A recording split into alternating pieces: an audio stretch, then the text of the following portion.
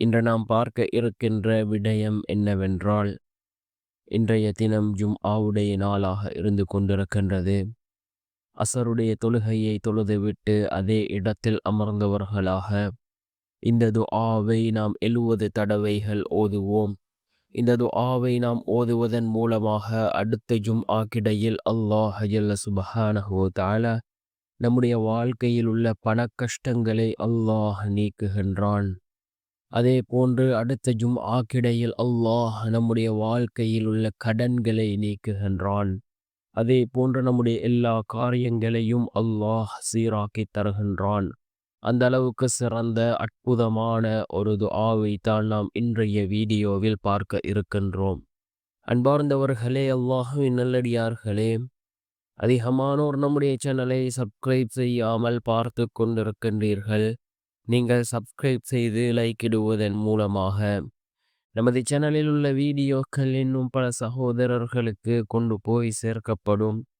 அவர்கள் அதனை பார்த்து பயனடைந்தால் அதற்குரிய கூலியை அல்லாஹ் உங்களுக்கும் வழங்குவான்.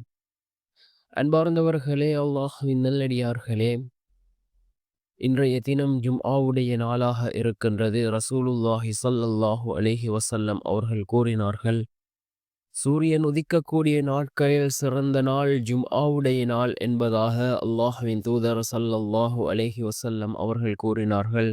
அந்த அளவுக்கு சிறந்த ஒரு நாள் தான் இந்த ஜும்ஆவுடைய நாளாக இருந்து கொண்டிருக்கின்றது. இன்னும் ரசூலுல்லாஹி ஸல்லல்லாஹு அலைஹி வஸல்லம் அவர்கள் கூறினார்கள், ஜும்ஆவுடைய நாளில் ஒரு நேரம் இருக்கின்றது. அந்த நேரத்தில் நாம் கேட்கக்கூடிய அனைத்து துஆக்களையும் அல்லாஹ் கபூல் செய்கின்றான் என்பதாக அல்லாஹ்வினுடைய தூதர் ஸல்லல்லாஹு அலைஹி வஸல்லம் அவர்கள் கூறினார்கள்.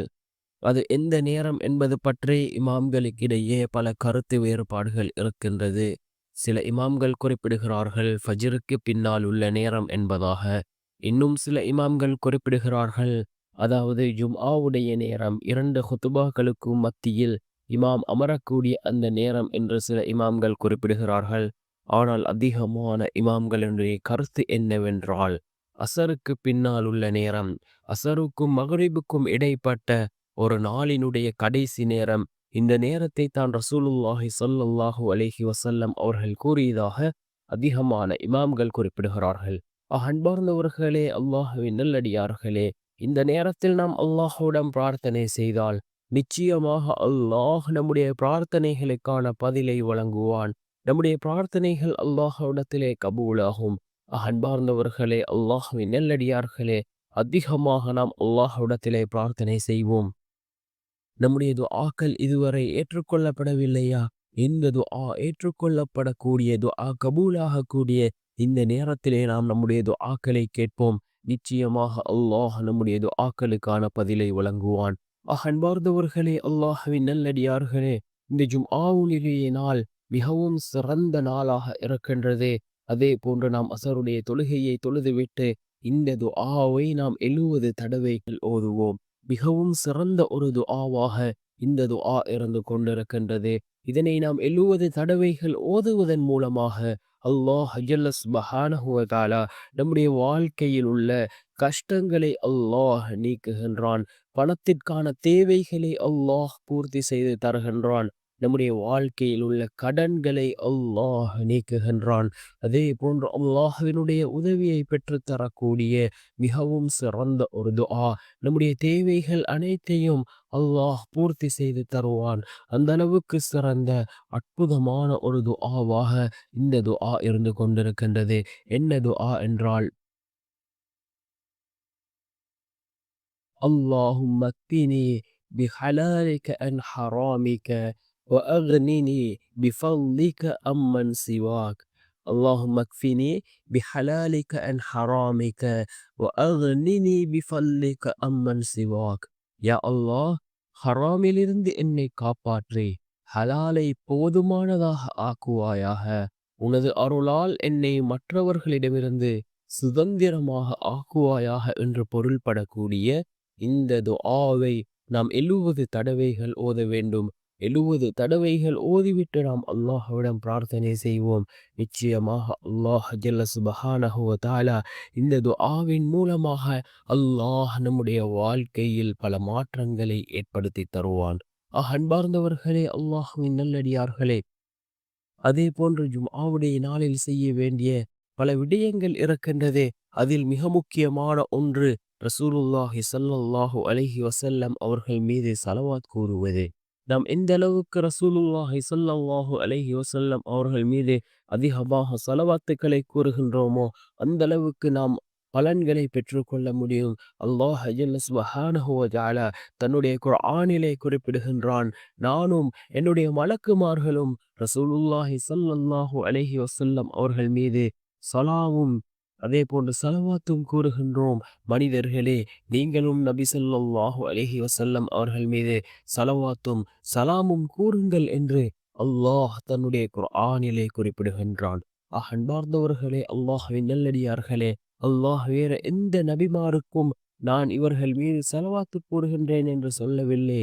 ரசூலுல்லாஹி ஸல்லல்லாஹு அலைஹி வஸல்லம் அவர்களுக்கு அல்லாஹ் ஸலவாத்து சொல்வதாக அல்லாஹ் தன்னுடைய குர்ஆனிலே குறிப்பிடுகின்றான். அதே போன்று நபி அவர்கள் கூறினார்கள், யார் ஒரு தடவை என் மீது ஸலவாத் கூறுகிறாரோ அல்லாஹ் ஜல்ல சுப்ஹானஹு வ தஆலா அவர் மீது 10 தடவை அருள் செய்வதாக அல்லாஹ்வினுடைய தூதர் ஸல்லல்லாஹு அலைஹி வஸல்லம் அவர்கள் கூறினார்கள். அன்பார்ந்தவர்களே, அல்லாஹ்வின் நல்லடியார்களே, ஏராளமான ஸலவாத்துக்கள் இருக்கின்றதே. இந்த ஸலவாத்துக்களை ஓதக்கூடிய சந்தர்ப்பத்தில் அல்லாஹ் ஜல்ல சுப்ஹானஹு வ தஆலா நம்முடைய எல்லா காரியங்களையும் சீராக்கி தருகின்றான். சில ஸலவாத்துக்கள் இருக்கின்றதே, அந்த ஸலவாத்துக்களை நாம் ஓதினால் 83 வருடங்களினுடைய பாவங்களை அல்லாஹ் மன்னிக்கின்றான். இந்த ஜும்ஆவுடைய நாள் அசருக்கு பின்னால் அந்த ஸலவாத்தை நாம் ஓதினால் 83 வருடங்களினுடைய பாவங்களை அல்லாஹ் மன்னிக்கின்றான். இவ்வாறு ஏராளமான ஸலவாத்துக்கள் இருக்கின்றது. நாம் ஏற்கனவே பல வீடியோக்களில் அந்த ஸலவாத்துக்களையும் அந்த ஸலவாத்துக்களின் சிறப்புகளையும் பற்றி நாம் பார்த்திருக்கின்றோம். அன்பார்ந்தவர்களே, அல்லாஹ்வின் நல்லடியார்களே, நாம் அதிகமாக ரசூலுல்லாஹி ஸல்லல்லாஹு அலைஹி வஸல்லம் அவர்கள் மீது ஸலவாத் கூறுவோம். அதே போன்று மிக முக்கியமான ஒன்று நாம் இஸ்திக்ஃபார் செய்வது. நாம் நம்முடைய வாழ்க்கையில் உள்ள அனைத்து கஷ்டங்களும் நீங்க வேண்டுமா, கவலைகளும் நீங்க வேண்டுமா, நம்முடைய தேவைகள் பூர்த்தியாக வேண்டுமா, நாம் அல்லாஹ்விடம் அதிகமாக இஸ்திக்ஃபார் செய்ய வேண்டும். நாம் எந்த அளவுக்கு அதிகமாக இஸ்திக்ஃபார் செய்கின்றோமோ அந்த அளவுக்கு அல்லாஹ் ஜல்ல சுப்ஹானஹு வ தஆலா நம்முடைய வாழ்க்கையில் உள்ள கஷ்டங்களை நீக்குகின்றான். அதே போன்று நம்முடைய வாழ்க்கையில் உள்ள கவலைகளை அல்லாஹ் நீக்குகின்றான். நம்முடைய தேவைகள் அனைத்தையும் அல்லாஹ் பூர்த்தி செய்து தருகின்றான். முன்பின் பாவம் மன்னிக்கப்பட்ட நபி ரசூலுல்லாஹி ஸல்லல்லாஹு அலைஹி வஸல்லம் அவர்கள் ஒவ்வொரு நாளும் 70 முதல் 100 தடவைகள் இஸ்திக்ஃபார் செய்யக்கூடியவர்களாக இருந்தார்கள். நாம் தினம் தினம் பாவம் செய்யக்கூடிய நாம் எந்த அளவுக்கு அதிகமாக இஸ்திக்ஃபார் செய்ய வேண்டும். இஸ்திக்ஃபாரின் மூலமாக அல்லாஹ் நம்முடைய எல்லா விடயங்களையும் சீராக்கி தருகின்றான்.